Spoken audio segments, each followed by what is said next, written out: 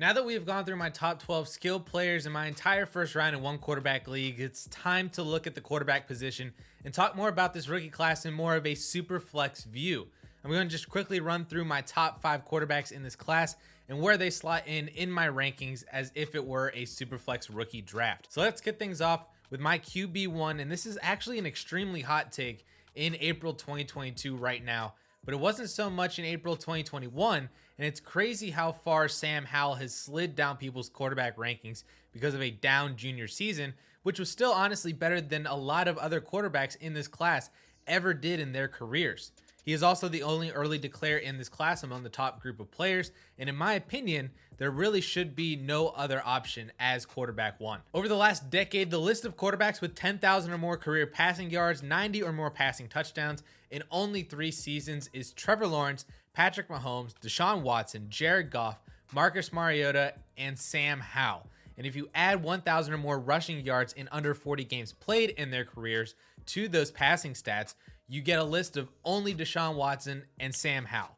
And I don't know about y'all, but that's a list that I want my quarterbacks to be on when they come out of college. Howell was the immediate starter for North Carolina in his freshman season and threw for 3,600 yards and nearly 40 touchdowns while only throwing 7 interceptions, again, in his freshman season. He then followed that up with a similar sophomore season of 3,600 yards and 30 touchdowns with 7 interceptions, but then his junior season, yes, was a down year for Sam Howell, according to what he did in the first 2 years, with just over 3,000 yards, 24 touchdowns, and 9 interceptions. But honestly, can you really blame him, though, because he lost his top 4 receivers from the 2020 season, who all went to the NFL, Dyami Brown, Daz Newsome, and then both running backs, Javonte Williams and Michael Carter. His wide receiver 1 in 2021 was a sophomore who essentially redshirted in 2020 in Josh Downs, and his wide receiver 2 was a 4-year senior who played a total of 12 games in his first 3 years, and then no other player on the team had over 250 receiving yards. So I don't really fault Howell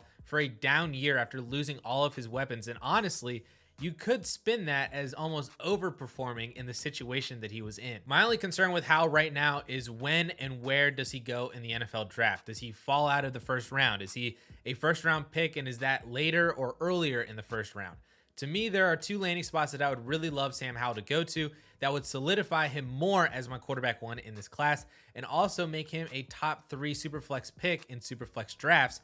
And that would be either staying local with the Carolina Panthers at 6 overall or falling a little bit to the Pittsburgh Steelers at 20 overall, as a recent mock draft that I saw just had him going in. In both situations, I think he can be an immediate starter, though he might not need to be for a few games or maybe half of the year with Mitch Trubisky, and then if the Panthers go with Sam Darnold. But when he does start, he'll have either Christian McCaffrey, DJ Moore, and Robbie Anderson to throw to, or Najee Harris, Deontay Johnson, Chase Claypool, and Pat Freiermuth to throw to, which both of those options sound pretty good to me. So if either of those teams happen to take Sam Howell, he would be my 1.02 in rookie drafts behind Breece Hall. If not, we might still be talking a top 5 superflex pick if he is still a first rounder, or we have a different conversation if he falls into round 2. Next up at QB2 in my rankings is Malik Willis here, and to be honest, I don't like having him this high. But because this is fantasy football and because Malik Willis is a running quarterback, he has to be here. But I'm just going to say that I don't like it. I have issues with Malik Willis. Number 1, he's a 5-year player who couldn't beat out Jarrett Stidham at Auburn, so he had to transfer to Liberty, where even there he wasn't that great. He never had a season over 3,000 passing yards. He never broke 30 touchdowns in a season. And in 2021, he nearly averaged 1 interception per game. And I filtered down my database to 4th and 5th year players with under 5,500 career passing yards, and the best players on that list are Carson Wentz, Ryan Tannehill, and Tom Brady. But come on, he's not Tom Brady. Coincidentally, the only 2 players on that list who were even drafted in the first round were Carson Wentz and Ryan Tannehill. Everyone else was a 3rd round pick or later. And the only reason that we're even discussing Willis as the QB1 in this class and potential 1.01 in Superflex is because he runs the ball, which we know is super valuable for fantasy. But to me, he's basically just a worse version of Jalen Hurts, but he'll have top 10 draft capital that Jalen Hurts didn't have. My hope, honestly, is that he does sit for a year, whether that's in Detroit behind Jared Goff, Atlanta behind Mariota, wherever he ends up landing. I hope he sits for a year because I am concerned about his play if he is thrown in as a starter immediately. I think he'll be fine for fantasy Because again, he'll probably run the ball 12 times a game. And if he does, that's totally good for fantasy football.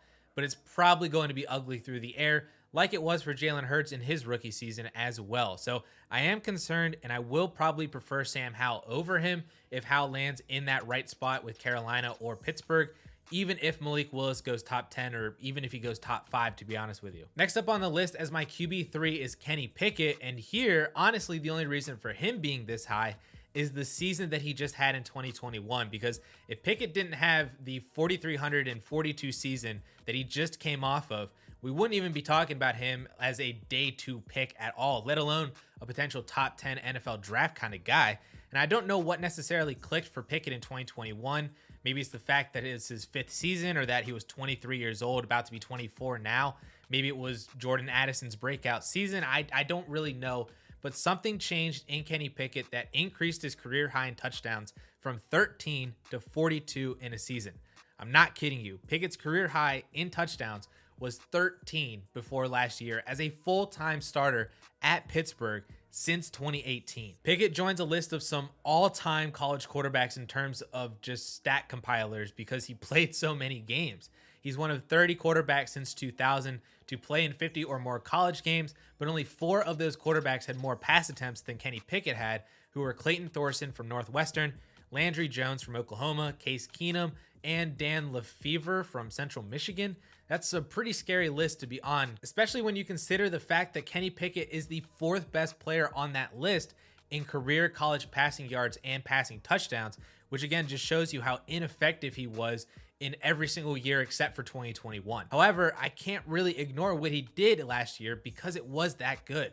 In fact, only 4 quarterbacks since 2000 have even been able to do what Kenny Pickett did in 2021, with over 4,000 passing yards, over 40 passing touchdowns, fewer than 7 interceptions, and above a 67% completion percentage. It was Joe Burrow, Kyler Murray, Baker Mayfield, and Marcus Mariota, who are all either the 1st or 2nd overall pick in their respective drafts. So sure, Baker and Mariota had better careers as a whole, but Kyler and Burrow didn't do much of anything before their breakout final season. So I'm trying to find a balance here between Kenny Pickett's first 4 years versus an elite final season, because you don't just do what Kenny Pickett did in 2021 if you're any old college quarterback. Like, you have to have, some skill and some talent to be able to do that.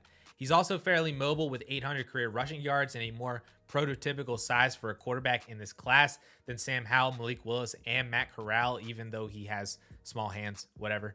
Honestly, I could see a team like Carolina wanting a shot at the next Herbert or Joe Burrow and taking Pickett as the first quarterback off the board at 6 overall if Malik Willis is also still there, which is why I can also see Pickett potentially being a top 5 pick in Superflex leagues at the end of the day. Next up on my list is my QB4 is Desmond Ridder, who basically did what Sam Howell did in college, just in 4 years and not in 3.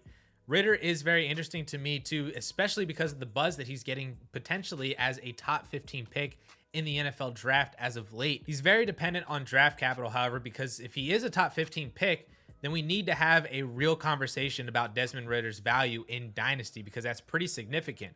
But if he's not, and he does fall into the 2nd round like I've seen some mock drafts have him, then he's not even worth a 1st round rookie pick in Superflex leagues. And in the same kind of boat, my quarterback 5, Matt Corral, who had a good junior season in 2020, but then a disappointing senior season last year after losing Elijah Moore. I just kind of view Ridder and Corral both kind of the same as super draft dependent, that I don't really have much to say about either one of them right now, because I think that they're fine quarterbacks.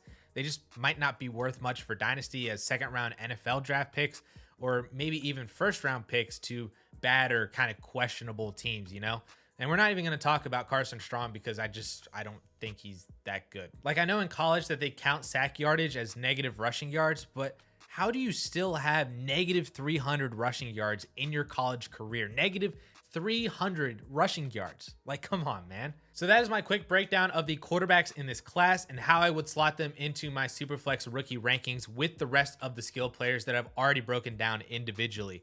Make sure that you like this video to let me know that you would basically prefer almost any 2021 rookie quarterback over anyone in this class. Leave a comment down below to let me know how dumb I am for ranking Sam Howell as my QB1.